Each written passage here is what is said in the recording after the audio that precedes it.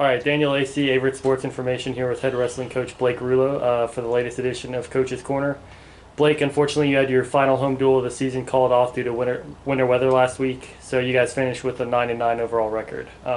It's the best in program history. First time you're at 500. How encouraging has it been to see this steady improvement in dual competition over the first 3 years of this program? We've progressed every year, and that's the name of the game. We always talk about progression, getting 1% better every day.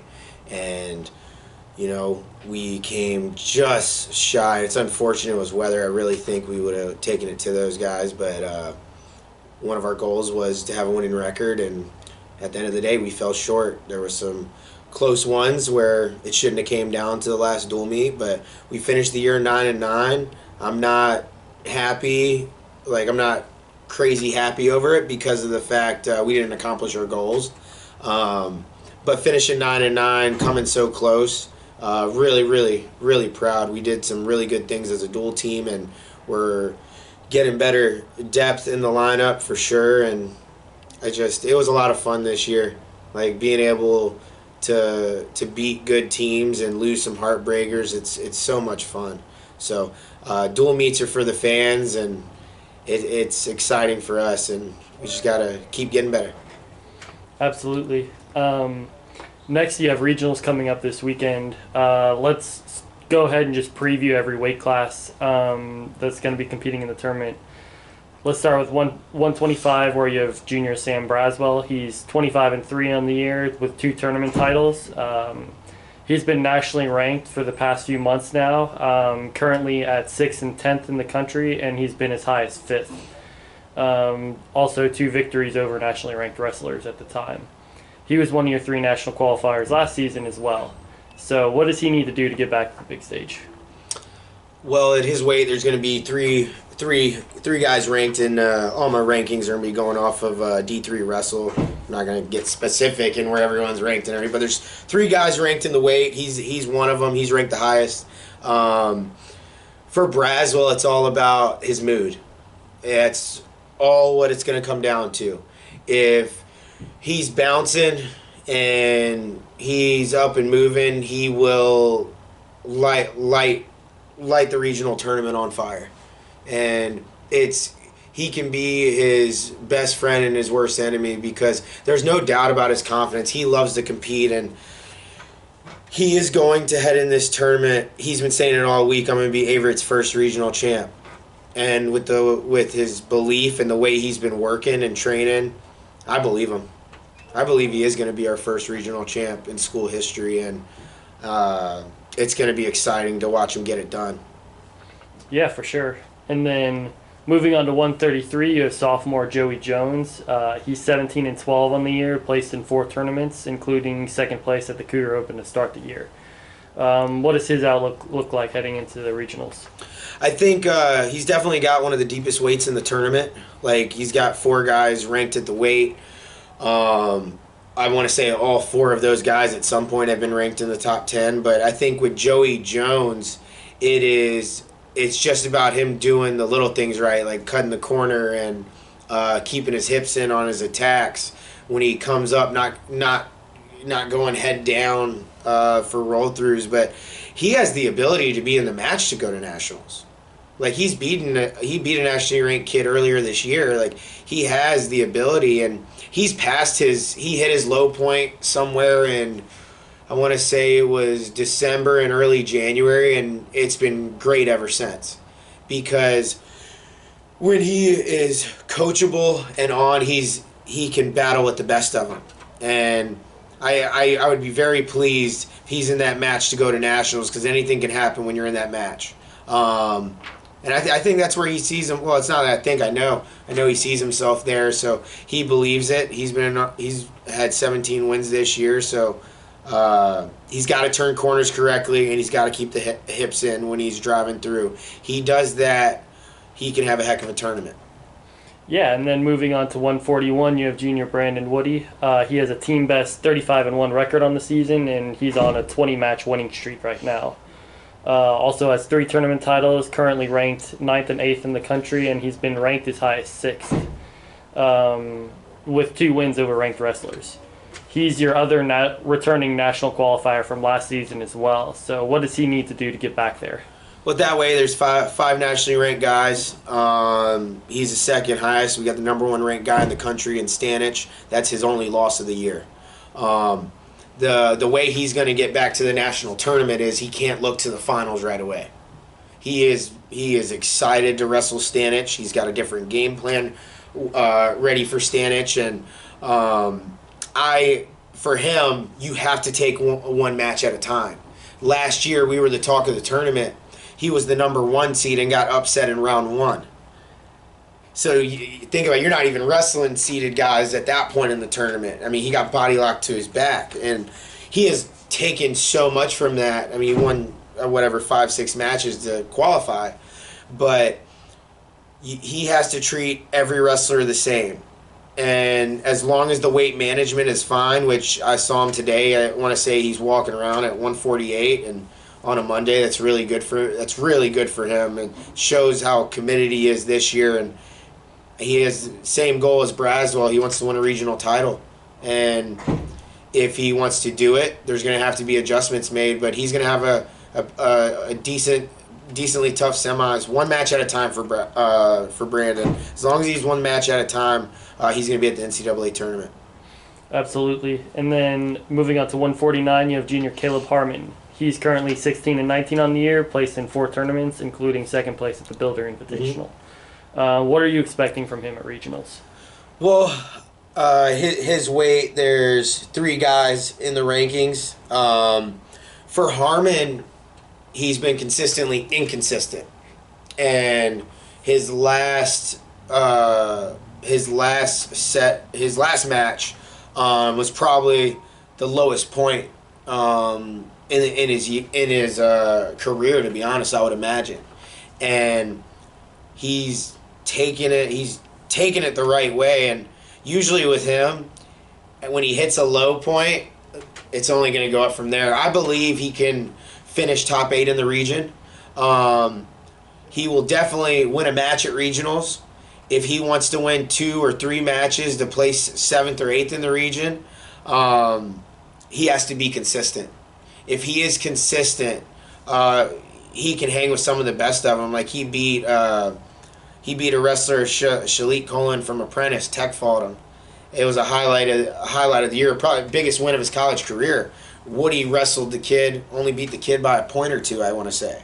And if that Caleb shows up, which he has in spots, if that Caleb shows up, he'll place top 8 in the region.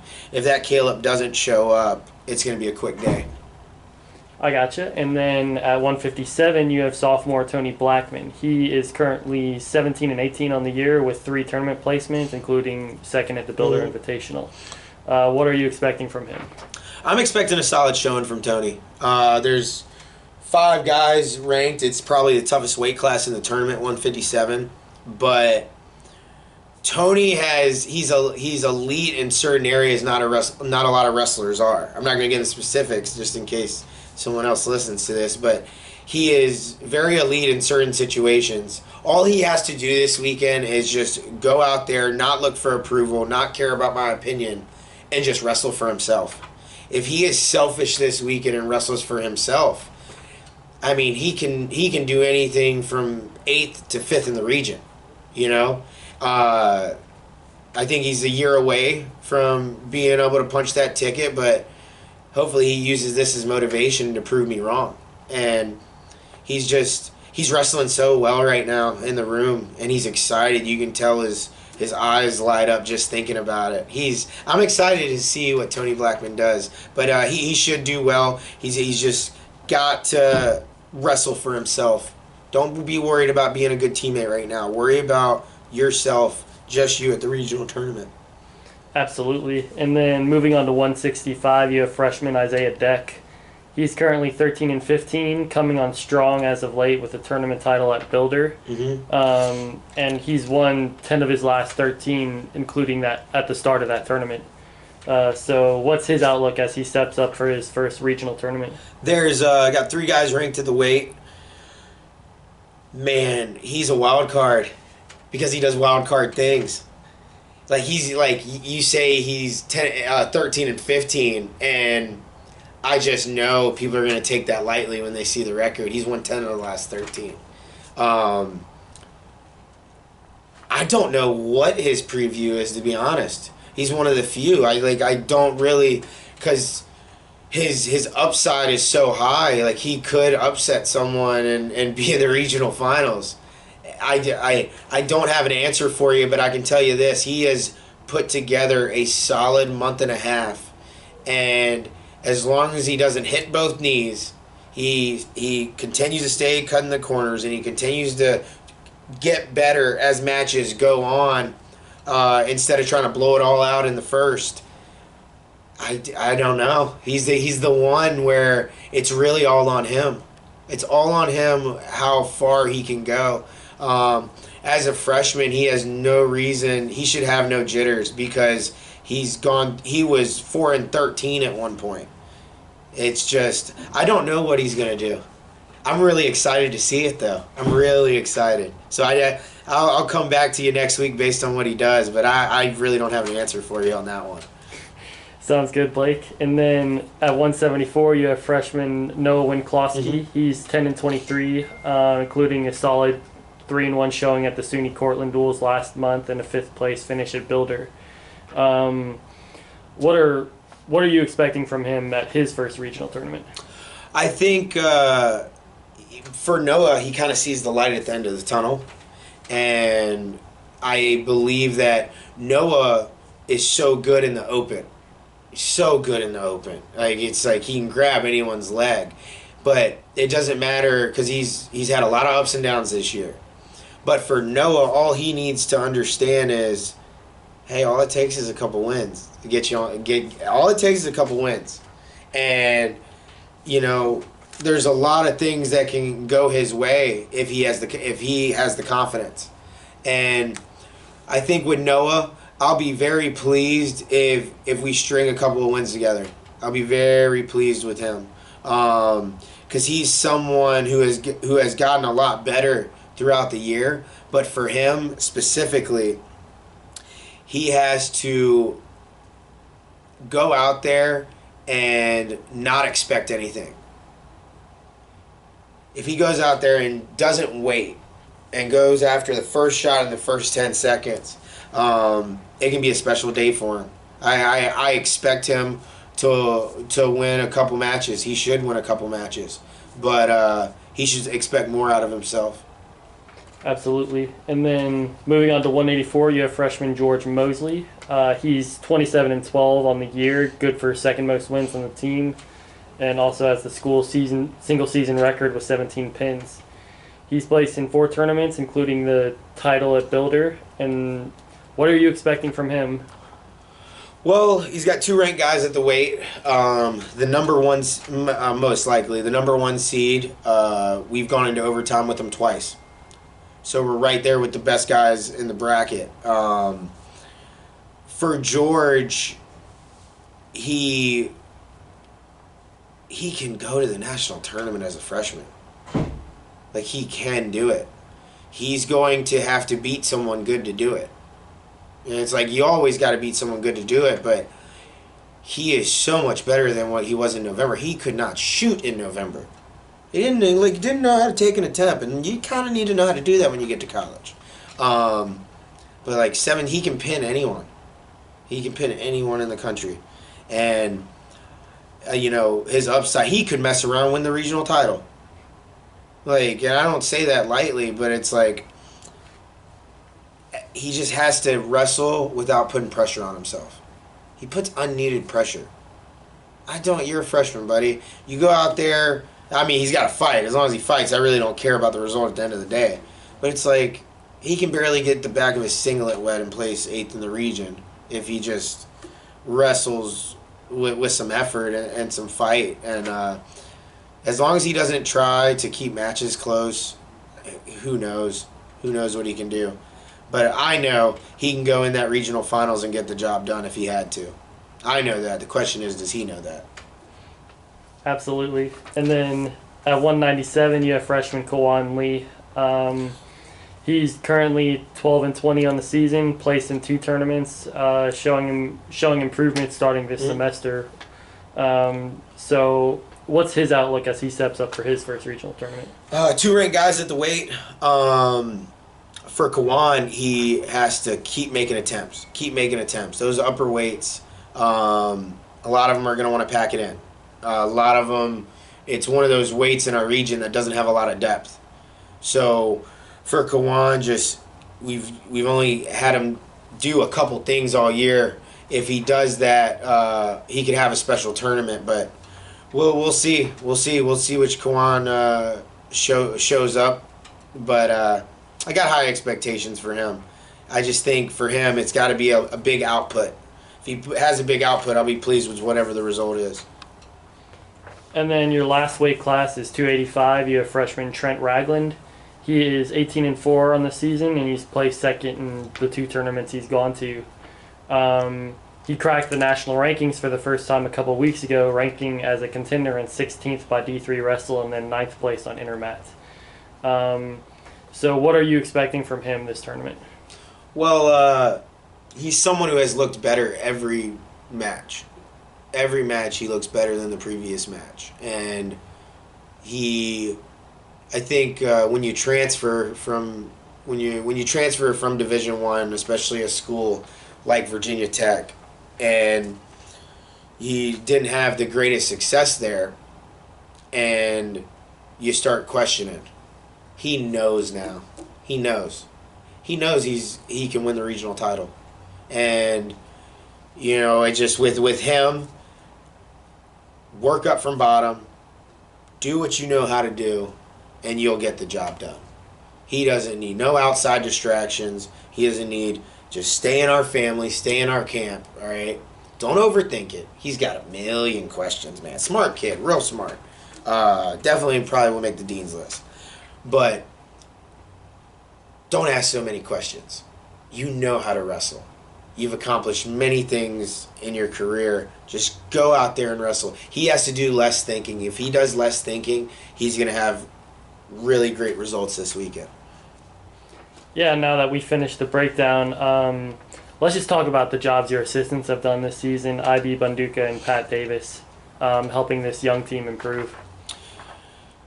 Gosh, Ibrahim Bunduka, we wouldn't be where we were at. We wouldn't be where we're at without him. He's so special. He spends like some Sundays with the guys and like helping them through classes. He's an engineering major, so he sits one-on-one with guys all the time, whether it's math, whether it's computer science, whether it's IT, and he just helps guys get that stress of school off them. And he's a phenomenal coach. He's just phenomenal at what he does. Like, I don't know if I could ever have another Coach Bunduka, to be honest with you. He does one-on-ones constantly all the time. He's doing great at recruiting.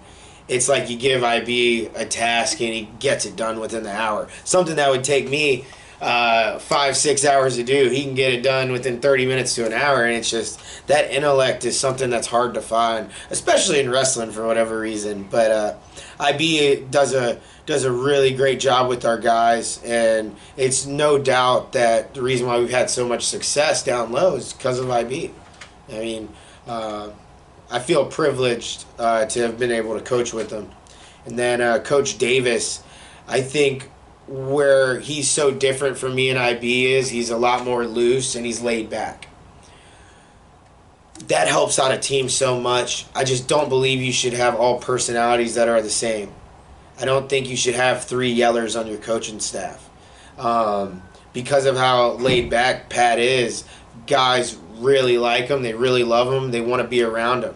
And that's a really important dynamic for a wrestling team. You always got to have that one coach you can talk to about anything, and he's that coach for us. Does a really good job developing our upper weights. Does so many one-on-ones, it's hard to keep track. So he helps out in recruiting a bit too, and those guys work really good together on the recruiting trails as a team. But our success this year, and we've had a lot of it going into this regional tournament, I'm really blessed as a head coach to have both of those guys on my staff. Absolutely. Thanks for your time, Blake, and good luck at regionals this weekend. Thank you.